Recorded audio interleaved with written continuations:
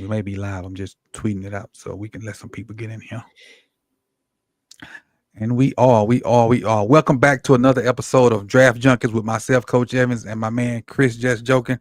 What's good with you, Chris? Not much, man. Ready to get into this wide receiver group. Yeah, I think we got a good group today. Some good, some bad, and some shocking to me. Once I dove into them a little bit more, I think we got a good group of guys. And I think, like I said, we always have these guys that we don't talk about. But I think I'm gonna say this, and you agree. See if you agree with me or not. We went for size for the most part, looking for a guy. I picked 3 guys with size, and if not mistaken, size was kind of what you were looking for, and guys you want to talk about too. Would that be correct? 100% correct. Okay, so both of us went looking for bigger guys. Even when I do my mocks, like the mock I did yesterday, with the exception of Jimmy Horn, I was looking for size, looking for a certain type of receiver. So with that hmm being said, we got 6 guys on the menu today. Before we get into it, I'm gonna say shout out to the people that technically the Noti Gang. I kind of forgot about that term, but technically shout out to the Noti Gang that always pop in when we go live. So that would be Osmond. Osmond says it's hey Coach and Chris, exciting time of the NFL year. It is, and we had some news today that popped off with EDC and John Harbaugh. We'll talk about that at a later time and a later date. Shout out to Malik as well for coming through. P Brown the third, aka P Brownie, for coming through. Pretty girl TLB says, "What's up, Coach and Chris? Thank you for joining us." Chef, we got you locked in. Let's see who else. We got DDSQ. Appreciate you for popping in. So what we're gonna do now is, if you have social, retweet it. Get more people in here. If you have any kind of social, retweet it if you don't mind, and get other people in here. Me and Chris, as far as us, we're gonna get started. And we're gonna start with this first guy right here. This is, let me get his measurables in front of me. No, I got him right here. I don't have to do that. I got him on this list slideshow. I forgot. Shout out to Garnett for supplying us with this template, and I've been filling it out. So I got it on the slideshow. There we go. So Nick Nash, wide receiver from San Jose State. He's 6'3", 195, and he's a senior. And but never mind, I just let this play, and I talk about what I was about to say on the back end. You know what? It ain't gonna play because I don't have the sound. Hold on. Let me redo this. I just thought about it. I didn't hit the sound button. So let me redo this. Let me present. Stop. Because I know when I put up there, I didn't hit share sound. Share screen. Bam. Entire screen. Sound. There we go. Enter. Got it. Now we should have sound. Let's see.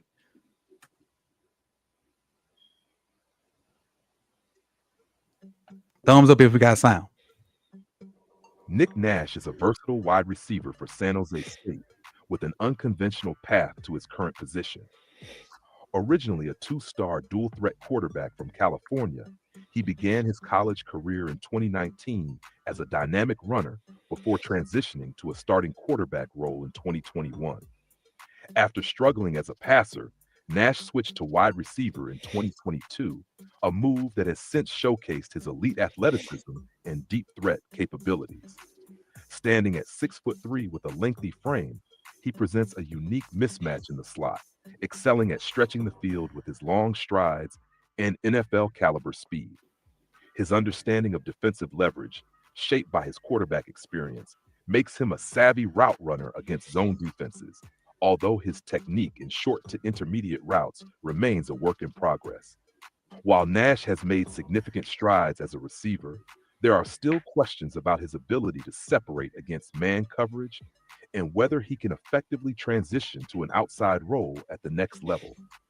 His ball skills and hands are evident, but refining his route running, particularly by eliminating telltale movements before his breaks, will be crucial for his professional potential. Despite these concerns, his natural talent and steady development suggest untapped upside. With accolades such as an AP midseason first team All America selection in 2024 and an All Mountain West second team honor in 2023, Nash has proven his ability to That's me trying to respond to the chat. Sorry. perform at a high level. As he continues to refine his game, he remains an intriguing NFL prospect with the skill set to contribute as a field stretching playmaker. All right, that is Nick Nash. Chris, the positive I have for him from this is deep threat, his size, his length, his experience, he's been in school so long, negative route running, big slot only, then separation issues. And you give me your thoughts on Nick Nash.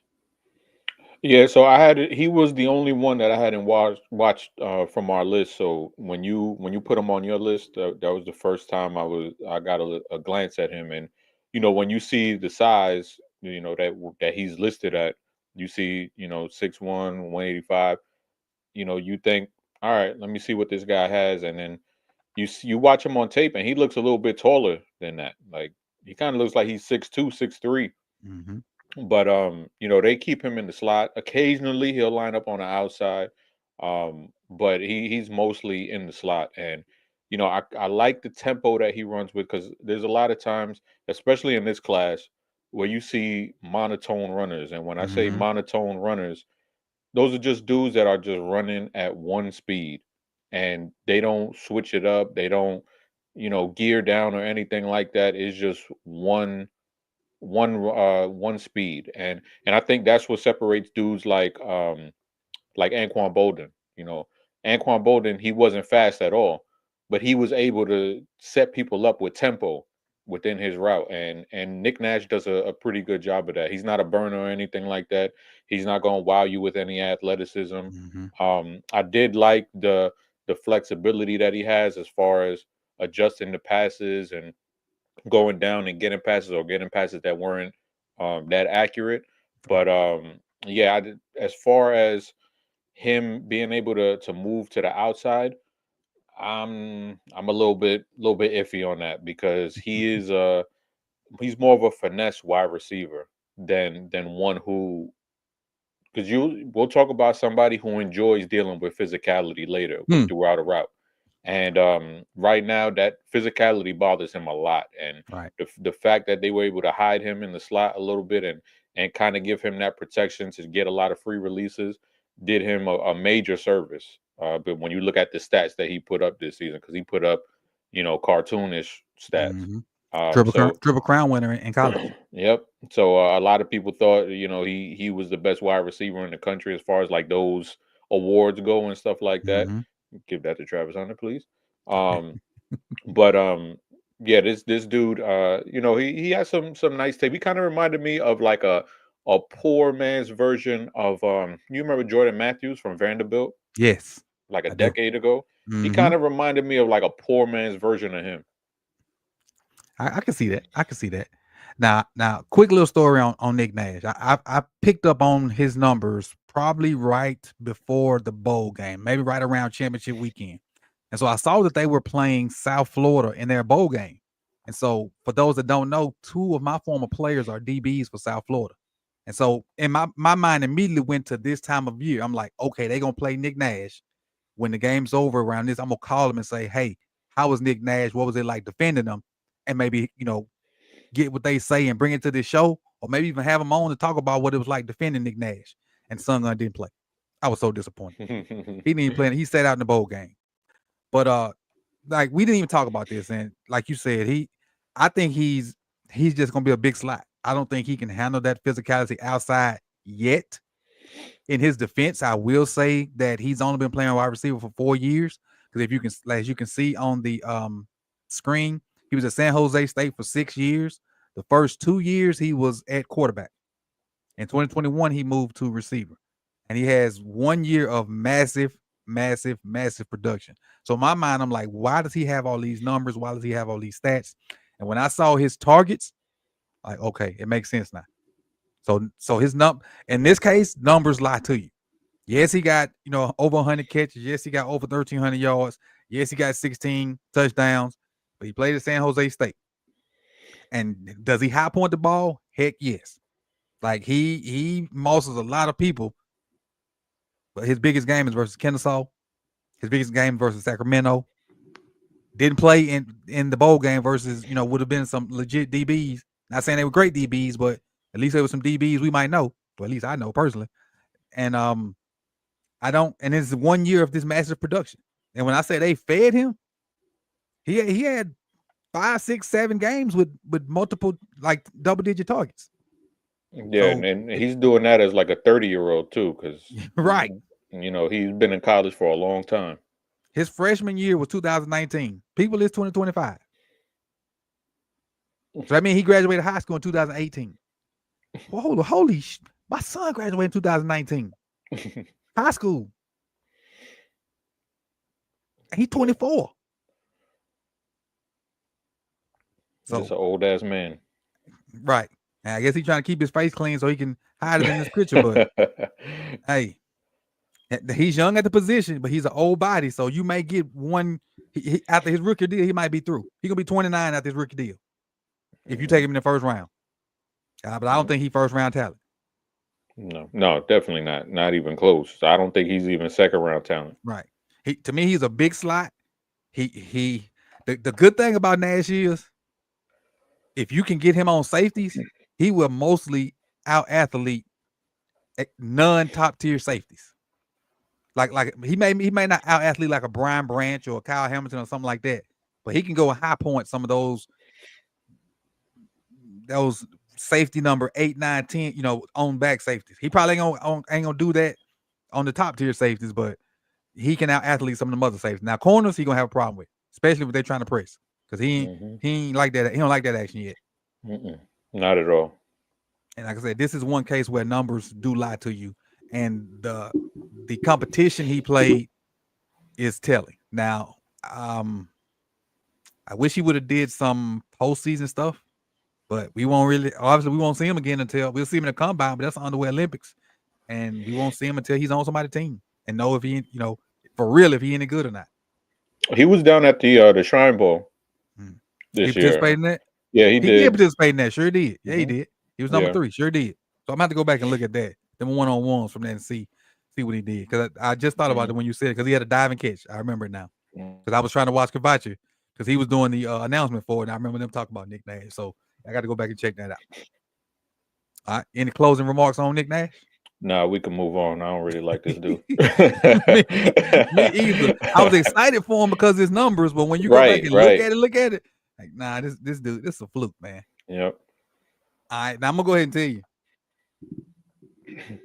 This out of the 6 we did, this is one of my 2 favorites. This cat right here. This is one of my 2 favorites. Let's Savion Williams. Savion Williams is a physically gifted wide receiver from TCU, standing at 6'4" and 225 pounds, making him a formidable presence on the field.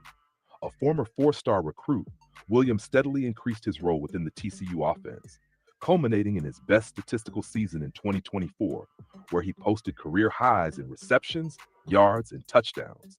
What makes Williams unique is his versatility.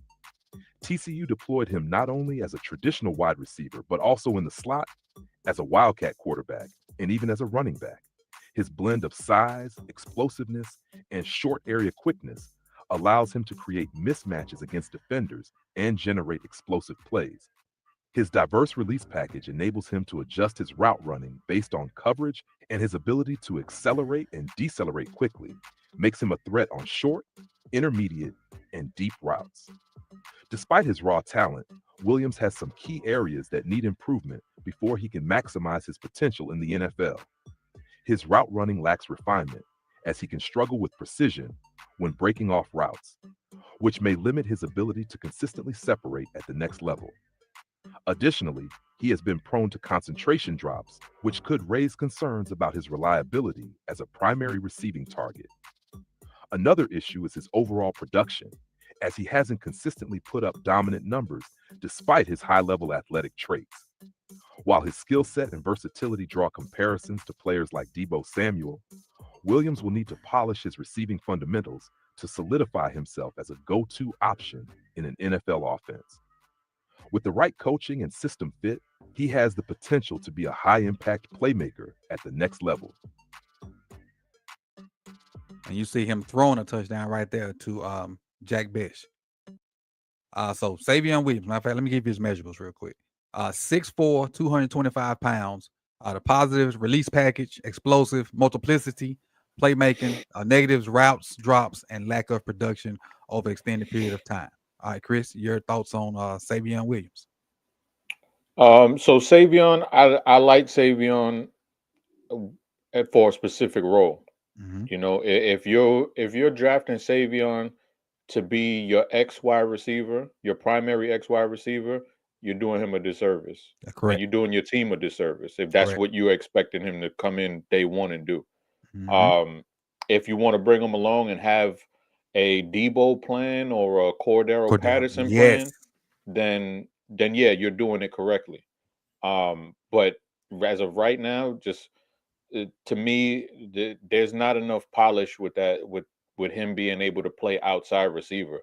Now, when he has the ball in his hand, he's a damn locomotive, you know, and you know, every now and then down the field, he makes some amazing catches down Yes. the field over the top.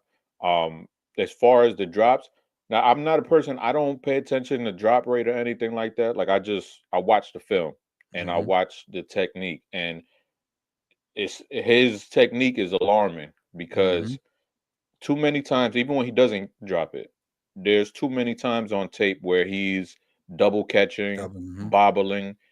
In the NFL, those corners are not going to give you a second chance to catch that ball again.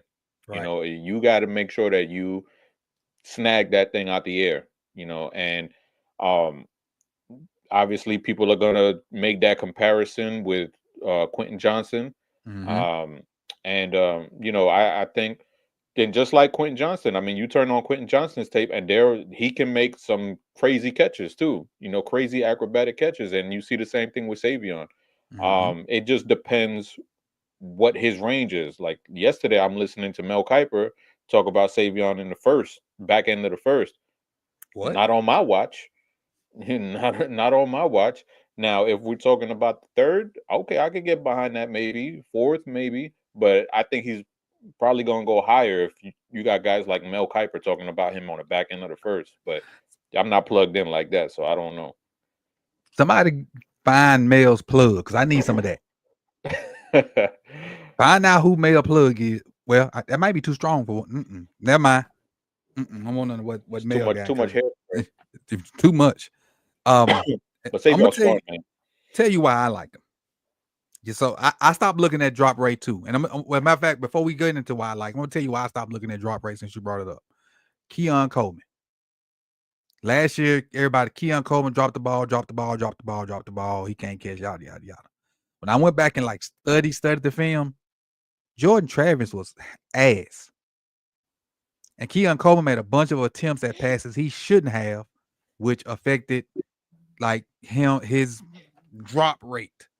So that's why I kind of stopped looking at it. Now, Savion, I do agree with you. He doesn't pluck the ball out of the ground 100%. I agree with you. But the thing I like about him is he is a big version of Debo and Cordero. And like you started off with, you don't have to, if you're drafting him to be your number one guy, it ain't gonna happen. You're setting yourself up for failure, you're setting him up for failure. If he can come in and be a complimentary piece to something you got, that could be a heck of a complimentary piece. Because this dude, he was a former quarterback. So that's why you saw so many direct snaps to him. You saw him as a H-back, you saw him as a tailback, you saw him as a quarterback, you saw him as a slot receiver, and you saw him as an outside receiver. So if he can, I ain't gonna say not drop the ball because that's something that don't just go away no matter how much you work at it. That's more mental than it is physical. But if he can cut down on it, this dude can be a weapon unlike no other. Because if you can just get him the ball, who wants to tackle a Derrick Henry like person in space? And This it's not dude, this dude's even Derrick Henry size. Go ahead, Chris. it's not even being big too. It's like he has good vision. Like you Mm-hmm. look at some of the runs that he has out of the backfield. It's not just a big fast dude running in a straight line. Like this dude has vision when it comes to running the ball. And Mm-hmm. eh, anybody, you know, you put on tape and across the country, and you could find dudes who are big and can run in a straight line. But the vision is what separates guys like Savion Williams, who can, you know, really elevate it. And that's what you see with guys like Debo and Cordero Patterson is the vision is what separates them because they're athletes all over the place, but the Mm-hmm. vision is what pops out when you watch him run the ball. What if he full time went to running back? I mean, we've seen it work with Cordero, and he physically he's bigger than Cordero Patterson Mm-hmm. is. Maybe not right now as far as weight, but his height, Yep. coming out as prospects, he's probably bigger than Cordero was.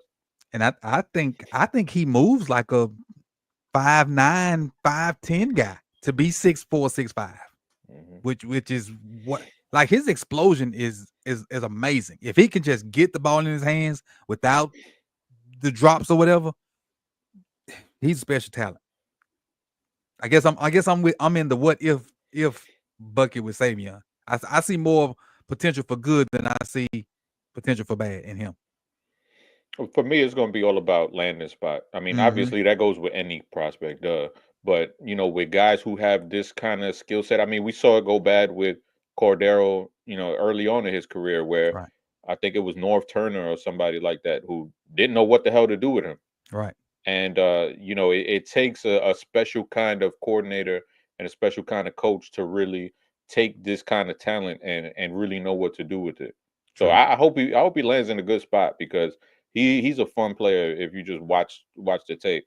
He could do so much. His highlight tape is so diverse because he line up, like, if you watch just the tape, you got to literally try to figure out where he at when you watching it. Not the highlight tape, just like the all 22 or something. You got to find out where this cat at. hmm Like, because he be all over the place. Quarterback, running back, H back, receiver, slot receiver. He may be playing safety some. Man. You never know with this dude. But let's go on to our third guy, which is Jayden Higgins. See where? Come on, Jayden. There we go. Jayden Higgins is 6'4", 215 from Iowa State. He's a senior, and if you don't know, if you weren't here at the beginning, Chris and I both picked receivers that has a little bit of size to them. The positives: catch radius, his routes, short routes, his football IQ, and short area quickness for his height. Remember, he's 6'4". Negative: long speed, run blocking from times, and his release package. Let's go to the little short for Jayden Higgins.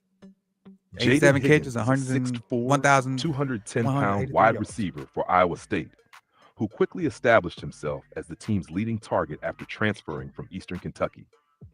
In 2023, he earned accolades such as Big 12 Offensive Newcomer of the Year and All Big 12 Honorable Mention, thanks to his impressive catch radius, effective route running, and advanced football IQ. Higgins excels on inside breaking routes, using his size and body control to box out defenders, and his ability to execute option routes from the slot sets him apart from many of his taller peers. Despite his many strengths, Higgins does have some areas to improve. His long speed is limited, reducing his effectiveness as a deep vertical threat, and his run blocking technique, particularly his release package against press coverage, needs refinement. Additionally, while he shows good quickness in short area bursts and recognizes coverage well, his blocking consistency and physicality in run plays remain a concern. Overall, Higgins projects as a versatile, starting possession receiver capable of thriving in multiple offensive roles, with his red zone threat amplified by his strong hands and body positioning.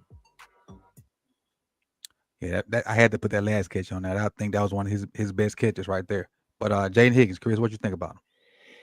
So I like Higgins. When you see a guy who's 6'4", 215 pounds, you think that he's kind of going to be a little bit stiff, but I liked how nimble he was for his Mm-hmm. size. I thought, it said in the video, he has really good short area quickness for a guy that's his size. And obviously it'd be great if he had, 4.4 speed, 4.3 Right. speed, but That'd be excellent. That'd be the icing on the cake for him. right, exactly. But unfortunately, he doesn't have that. But having that kind of quickness that you have, I think that's important for a big wide receiver like this, because if you have that little wiggle to you, we've seen bigger guys like this be able to have success in the NFL, and the fact that he was able to play multiple spots in the offense, as far as lining up outside, lining up in the slot as well. I think that's going to do him a tremendous service, because we see so many of these prospects, these wide receiver prospects, come out and they only know how to play one spot, and then Mm-hmm. they have to come into the NFL and learn how to play in the slot. learn how to play to the left of the formation, to the right of the formation. This dude, Iowa State, they did a good job of moving him around and having him, kind of dip his toes at every spot. So I think the transition for him athletically is going to be a little bit difficult, just because of that lack of top end speed. But I do like him as, like a secondary receiver, kind of like, in kind of the same way as like not the exact same. I want people to think like this, but he kind of is like on that spectrum with what's the dude from the Colts? Michael Pittman Pittman. Jr. Yeah, Michael Pittman Jr. Like he's kind of like in that mode. They're not the same, but like big I can see where you're guys, going though. Yeah. not really fast, good hands, able to line up in at multiple spots on the field. He kind of reminded me of that, and he's kind of what the Ravens are looking for. When you talk about versatility of being able to line, because I remember a few years ago they said they like wide receivers who can line up at every spot and have those be interchangeable. And you see that with Zay, you see that with Bait. They're not just lining up on the inside. They're not just lining up in the slot. They have them lining up all over the place. I like his production too. Production at Eastern Kentucky and production at Iowa State. 28 total touchdowns in 4 years. Pretty much, from that second year that he started playing, over 50 catches each year. Finished 2023 with just under 1,000 yards. Had over 1,100 yards in 2024. He doesn't have to be like a blazer, but with that size and that ability to get in and out of breaks like that, he could be a mismatch nightmare. Because you just think about it in terms of the Ravens, Chris.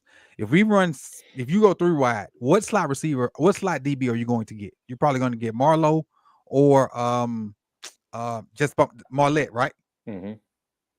Neither one of them are nowhere close to being able to do it. You're gonna have to move Kyle out there to do something with him. Because if you can get him in man situation, you can just throw high balls.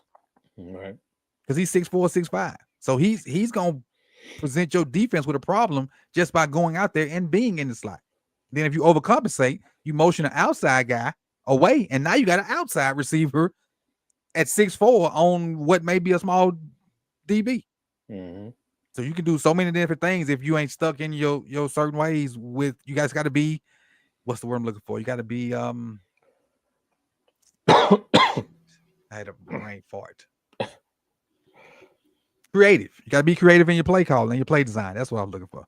Yeah, and he's tough as hell too. He's not afraid to go over the middle and get lit up by a safety. So and I love that. I like when dudes like this who can go over the middle but also be that deep threat as far as playing over the top and winning above the rim. Gotcha. And so this is Jayden Higgins from Iowa State, and he is 6'4". Moving on to our next guy. And if you follow football for real, you have a general idea of who this guy is right here. This is Jack Bech. He's the other wide receiver from TCU. He's 6'2", 215 pounds. Positive for Jack: routes, hands, physicality, size, and frame. The negative: speed. It's not a huge separator, and the release package needs some work on it. Jack Bech is a physical and reliable wide receiver for TCU, who originally began his college career at LSU before transferring in 2023. A former 4-star recruit and dual sport high school athlete, Bech has steadily developed into a key offensive weapon, earning a significant role in TCU's offense. Standing at 6'2" and 215 pounds, he combines a strong frame with a crafty route running ability and phenomenal hands, making him a dependable target in all areas of the field. While he primarily lines up outside, his physicality and aggressiveness at the catch point make him an ideal option for quick passes and contested situations. Though he lacks game-breaking speed, he makes up for it with intelligence, toughness, and an ability to read defensive structures to find openings. Bech thrives in deeper routes, utilizing his understanding of defenders, blind spots, and coverages to maximize his opportunities downfield. He isn't easily covered, as his strong hands and ability to win contested catches allow him to remain a threat even in tight coverage. His play strength and determination with the ball in his hands help him generate extra yardage after contact, reinforcing his reliability. However, at the NFL level, he'll need to refine his ability to separate against man coverage and improve his releases to ensure he can consistently create space. Despite these areas for growth, his toughness, football IQ, and physicality set him apart as a dependable full field threat, making him a strong candidate to hear his name called in the 2025 NFL Draft.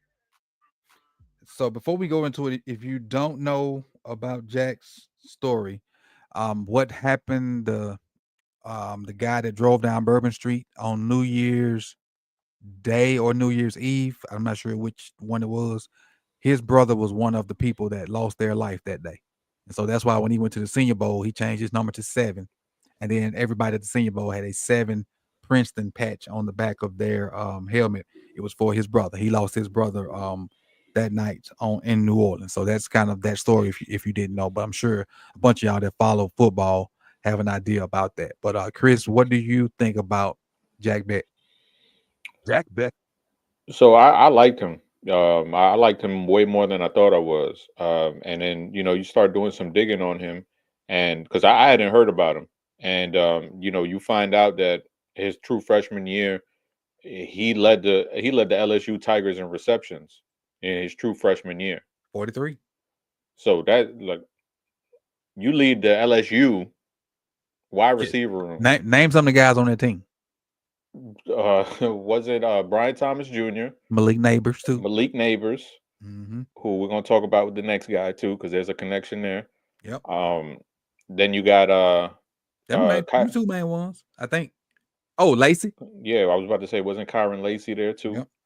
So, that's impressive as hell. And then obviously, he had some injuries, and then LSU made a OC change, and he didn't really like where it was going, so he decided to go to LSU, where TCU, sorry, because they have the air raid system there. So he's like, I'm trying to get fed, Right. So he goes to TCU, and starts off a little slow, but things picked up this year, and I like what he can provide.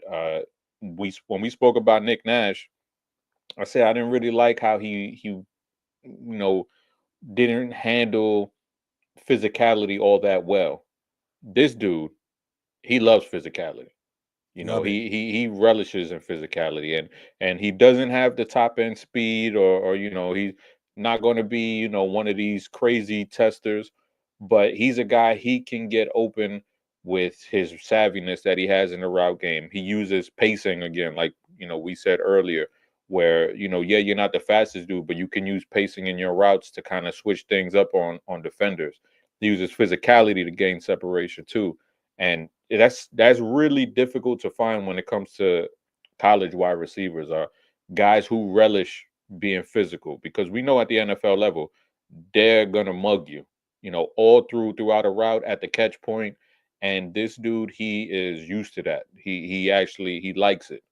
And another guy who can offer that inside out versatility, where he can line up on the outside, line up on the inside as well. And once he gets the ball in his hands, I love how quickly he turns into a runner. There are times where you see guys who maybe do like a little hop in the air to catch before they catch the ball. There's no hop with him. His feet are planted on the ground. He's catching the ball. He has supreme confidence in his hands, some of the best hands that I've seen. And he just turns into a runner right away. And that's such a big thing that we see with players kind of like Cooper Kupp and Puka, who just right when they get the ball, they turn into runners immediately. And I really do like this kid, and I think he'd be a really, really great fit. So I called somebody in here to kind of tell you who Bech reminds me of, and so I'm gonna get them to say who they reminds me of. Okay. Here right in a second. Who is one of the one of our favorite receivers to talk about in the NFL? You love saying his name. So you just love hollering.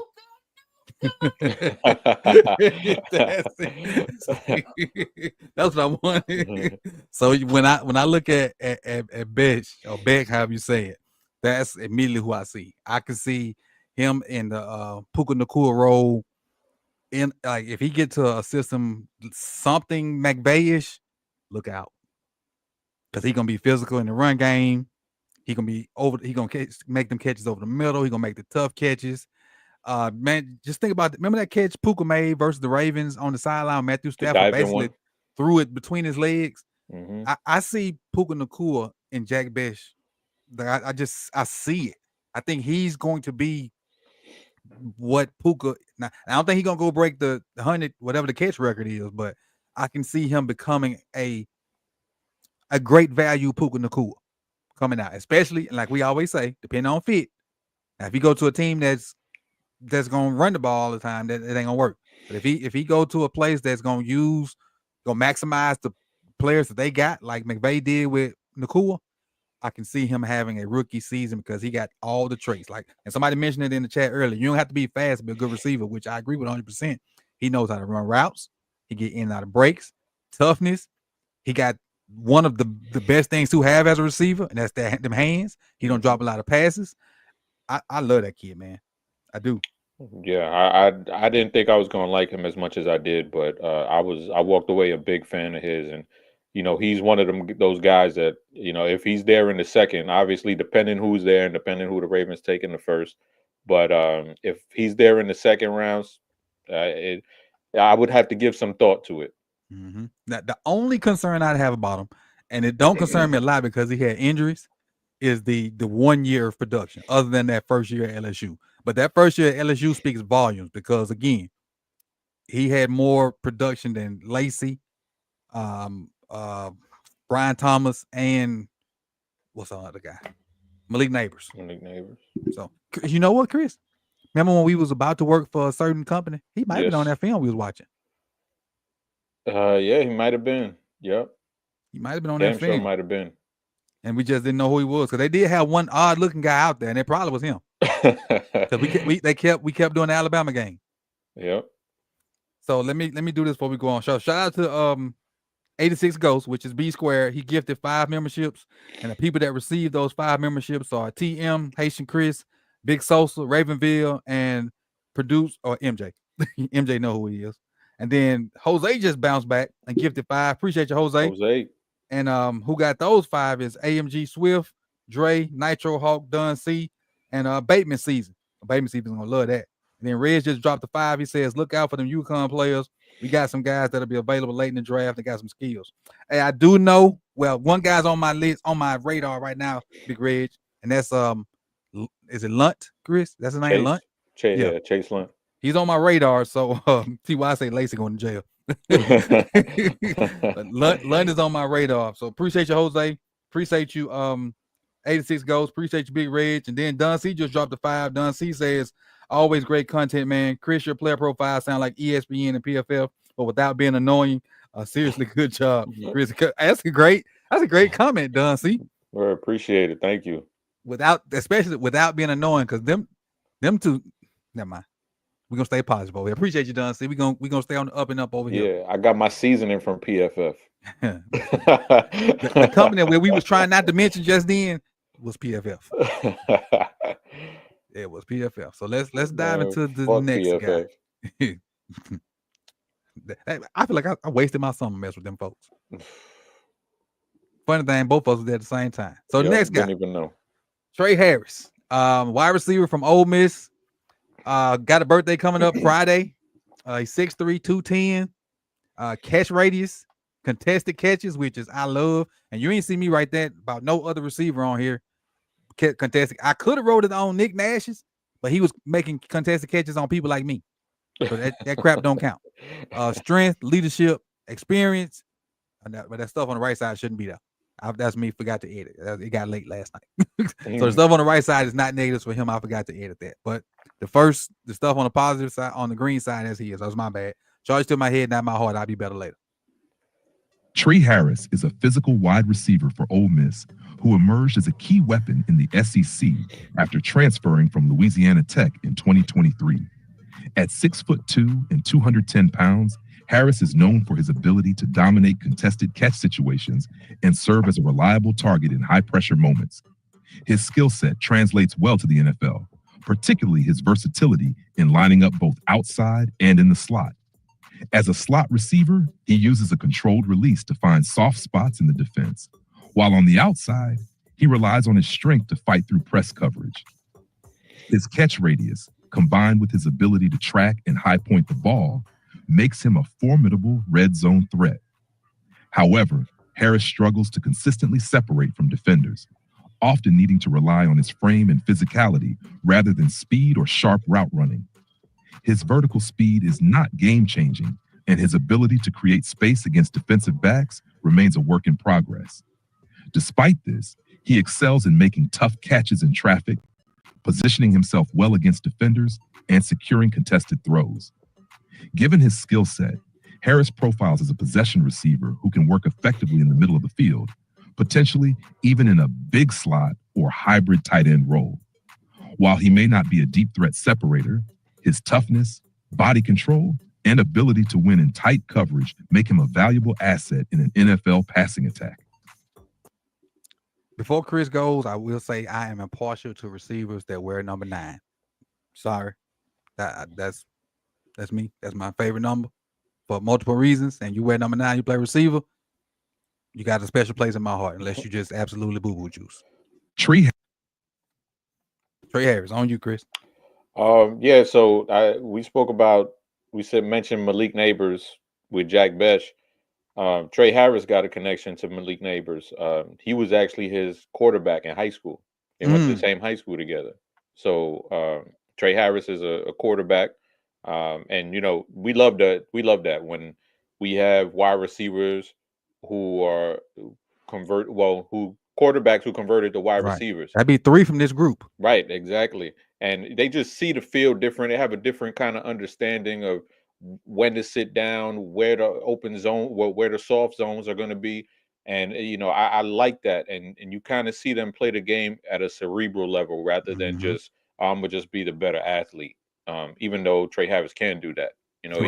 He can out-muscle you. He can, straight up just dunk on you when the ball is in the air. And one of the things I really do like about him too, you kind of see that Nico Collins after the catch type of thing, where he catches the ball and he's tough to bring down. Like you see a cornerback try to, put a little punk ass arm tackle out, and that's not going to work with him.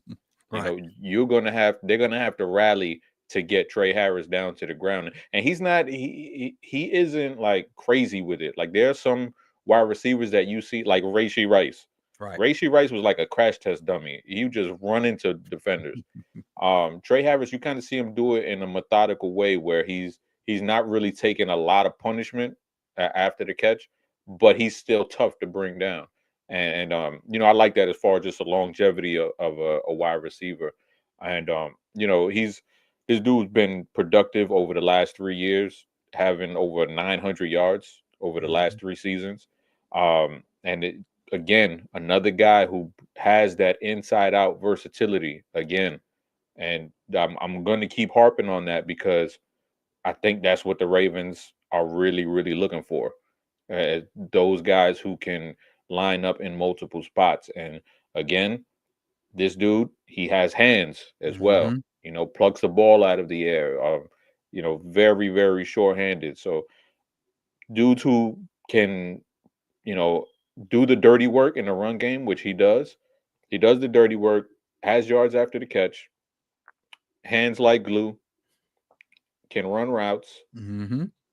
Only thing is, he's not a 4.3, maybe not a low 4.4 guy, but can he play football? Can he do what you need him to do? Yep. And my answer is yes. I agree.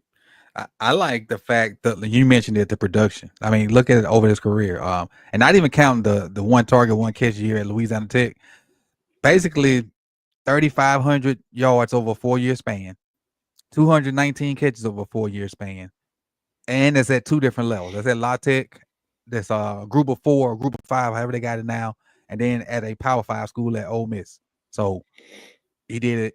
And basically what that tells me is he got better each year as the competition got better. And as he, evolved as a player, he added more to his game. And when now go and play with Lane Kiffin, that helps. Like, because if you're a playmaker, Lane Kiffin going to find a way to get you the ball. It's just he's always been that way. He may not be the greatest head coach because of stuff that happened on the defensive side or his ego or some other silliness. Because Lane Kiffin is extremely immature, but Lane Kiffin is a ball coach. Don't get that mistaken. But to me, Trey was the best one of this bunch, and I don't think to me it's even close. Well, it's a little bit close. It's this last guy that I kind of like a little bit too. But as far as overall, Trey, he's inside, outside, the physicality. Like even in the highlight, you mentioned about trying to arm tackle. He stiff armed the dude in the end zone. Basically dribbled his head off the goal post, off the goal line. So I think he's the most complete one out of the 6 we're doing today. I agree. I agree with that. The production at La Tech and Ole Miss, you can't beat that. And I don't think he's going to be like one of those top tier guys. So I think he has a legit shot of being there when we pick. Depending on, I heard something, and this ain't got nothing to do with what we talking about, but I heard somebody say, and I hope it wasn't Mina Kimes. I hope it wasn't, because I like Mina. That they think maybe 3 or 4 running backs may go in the first round. Like what the? If it's so many of them, they ain't going in the first round. 1 or 2, right? But if it's the class like y'all think it is, that mean they ain't going in the first round. People gonna wait on them. They're gonna go get what's not good early. Right. They don't want to be first. Right. Exactly. All right, let's get to our last dude of the day. Elic Ayomanor, wide receiver from Stanford. He's a true junior. So this is his 3rd year of football. True junior. Didn't play his freshman year. And one of the reasons I rushed on him to do this, Chris, because I was trying to find his freshman year for about an hour last night and couldn't find it. Then it never dawned on me that maybe he redshirted. He didn't play. And then I was like, "Oh, you stupid." I'm like, "You stupid," because the little chart you'll see out there only has 2 years, but I know he's a junior. Yeah, and I couldn't find that freshman year. I'm like, well, maybe he just, Stanford Academic School. Maybe he just didn't play and whatnot. But this is Elic Ayomanor. Elic Ayomanor, a standout wide receiver from Stanford, is known for his powerful frame, burst, and route running abilities. His combination of size, 6'1", 210 pounds, and spatial awareness makes him a dangerous weapon, particularly against zone coverage. At Stanford's WR1, he showcases a variety of releases to beat defenders off the line and excels at creating separation, especially on slants and in breaking routes. His acceleration allows him to outrun defenders after the catch, making him a dynamic playmaker with the potential to score on any given touch. His performance against Colorado in 2023, where he recorded 13 catches for 294 yards and 3 touchdowns, highlights his game-changing ability. However, Ayomanor has areas that need improvement, including his route tree, focus drops, and a tendency to stand too high at the snap, exposing himself to aggressive press coverage. He struggled against elite cornerbacks like Travis Hunter and Avion Terrell, who exploited his high chest position. While his hands are solid, occasional drops have been an issue, with 6 in 2023 and 7 in 2024. Despite these concerns, his size, athleticism, and potential to be a top 3 weapon in an NFL offense make him an intriguing prospect with significant upside for the next level. All right, the positive I have for him is his power frame, burst, route running, spatial awareness, and then the negative, his route tree drops, and he fades away to try to create space because he can't always run away from guys. Now, it was a typo in that. It said he struggled versus Travis Hunter. If we all watched that game, we know that was a typo because that was the best game of his career. So I just wanted to make sure I say that because I know somebody's gonna watch and be like, yeah. Just know I typed it wrong. I apologize, but he didn't. That was his best game ever. That second half of that Colorado game, not this year, but last year, man, he went like we say in the South, he went dumb.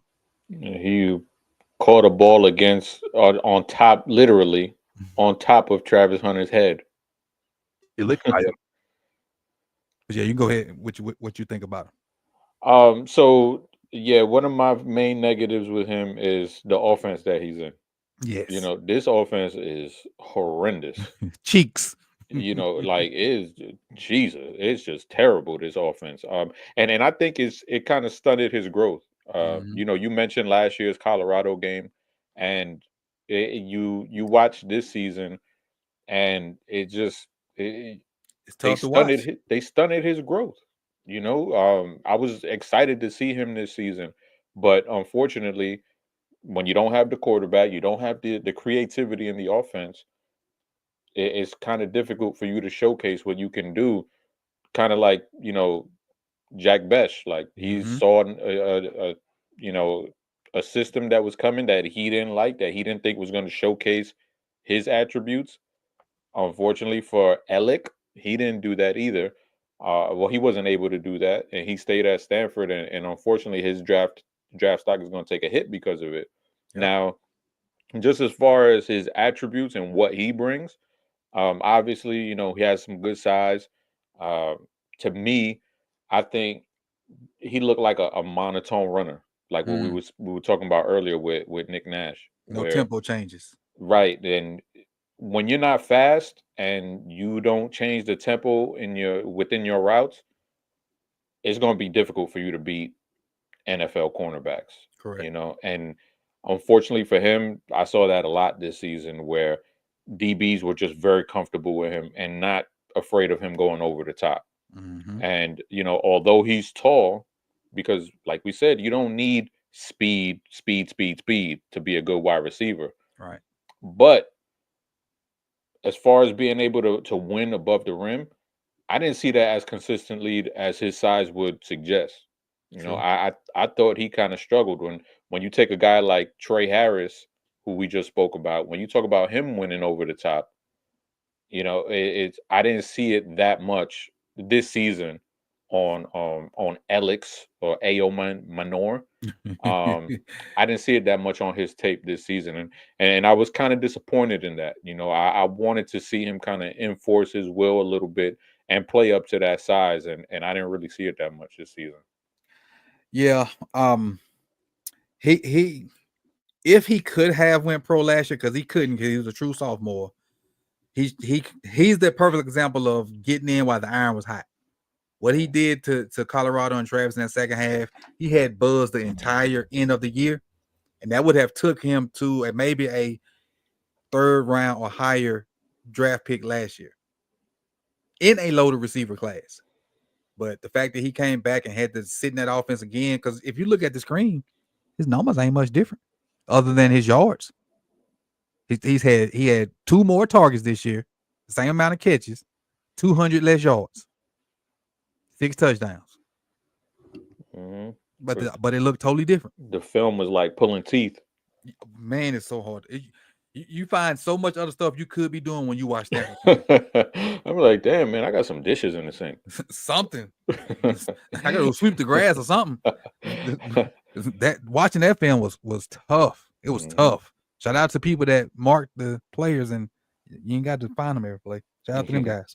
But I think he was the shortest one we've done. So I think he like 6'1". He might have been the shortest receiver we've done so far. But he should have jumped while the iron's hot. Now again, he could go out there and he could be a lot better than what the tape has shown, because of the offense was so trash. And he was the guy. So he saw all the coverages. There was no guy to take away coverage from him. So the offense was what they said, buns, or whatever they said earlier. I think they said Stanford offense was buns. Cheeks. Yeah. And he was the weapon. So he got all the coverages to him. Like the game plans was catered to him. So I'll give him benefit of doubt on that end. And I think him staying at Stanford was a loyalty thing, because your degree from Stanford means a lot more than a degree from maybe some other places. And he was looking long term, smart guy, looking long term. If I go ahead and get my degree from Stanford and this football thing don't work out, I'm good. Sort of like Caillou Blue Kelly. Where he probably working on Rockets right now. I said that because I thought Reg was in here. Hopefully he still is. But so everybody in the comment section for the chat box and then the comment section if you're watching this later. Out of these 6 guys that you see, and I'm gonna say do it in the comment section, even for the people that's here now, because we're gonna end this real soon. Rank these 6 guys. Don't do it in the comments. Don't do it in the chat box. Do it in the comment section because we're gonna end this in the next 2 to 3 minutes. Rank the 6 guys in the order that you have them. That you like them. Like, so if you like Nick Nash first, that'd be your number 1. If you like Ayomanor 6, that's your number 6. So put that in the comment section, and we can take a look at that, and we can talk about it and chat it up. Later on tonight or tomorrow, whenever I get a chance to look at the comment section. So that is another episode of Draft Junkies with myself, Chris Just Joking. You got any final words for the people, Chris? Hey, also, people in the chat, when you're done ranking them, let us know what you want to see on the defensive side next week. What position? We did edge. Let us know what y'all want to see next week. Because y'all ain't followed directions last week. So I just sent Chris some wide receivers. I like wide receivers. So let us know. You gotta let us know soon so we can have time to go look at them. Because we'll probably send each other like our list around this time tomorrow. So 2 things. You got homework. Rank your people and then put which group on defense you want to see, and don't put safeties because I ain't doing safeties. And don't put edge because we did that last week. And if you didn't see that, go check it out. Right. Now, if enough people put edge, we can go back to edge because this is some bunch of good ones out there. I don't know if you completely opposed to edge? No, I'm not. I'd rather do edge again than safety. I could do edge because there's some. We only picked 3 each, so there's way more than 3. Right, because we're gonna fall back in the O line too. So y'all put that in the comment section. I appreciate y'all, man. It's another episode of Draft Junkies with myself, Chris Just Joking, and we'll see y'all on the next one, man. We got y'all out of here in under an hour. Peace and love, y'all. I'm not doing linebackers either. Well, that one either.